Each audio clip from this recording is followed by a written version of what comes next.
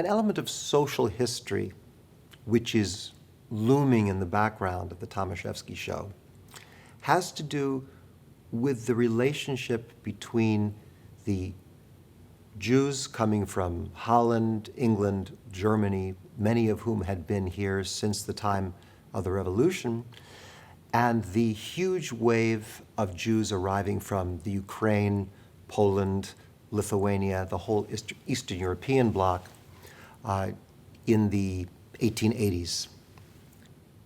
It was not an easy relationship very often between these two groups. The established Jews in the United States had worked so long to fit into American society. They had their position, their place. And now suddenly here were all these people. In their minds, many of them were like village people from some remote country area.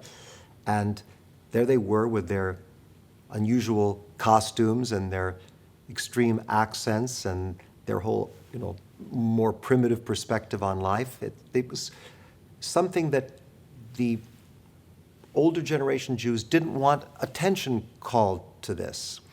And when Boris announced that he and Mr. Wolf, who was also from the East, were going to produce Yiddish theater, a group of establishment folk came to see them.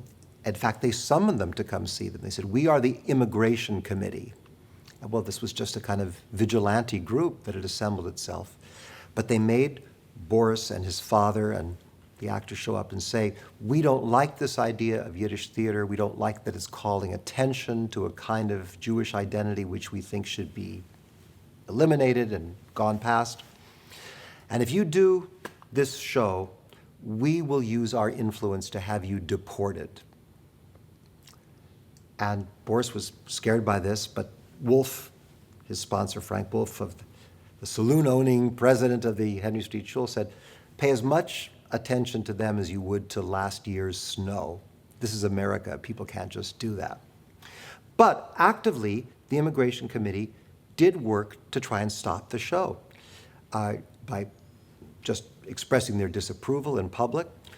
On the day of the performance, they had a big wagon in front of the theater where they were offering free beer to anybody who wanted to exchange his tickets. They would buy back the tickets. They were, truly trying to shut it down. And of course, in the end, they bribed Madame Kransfeld, the prima donna from Romania, who was supposed to be the star of the show. They bribed her to be sick, thinking that would certainly shut the show down, but they hadn't counted on my grandfather, still a young kid, knowing her part and getting into her costume and going on stage and becoming an overnight sensation.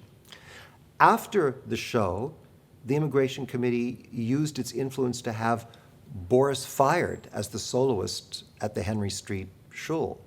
So this was a very risky thing that Boris had done, and suddenly he had to, cobble together a whole new life for himself, which that really took him even more into his persona as an actor.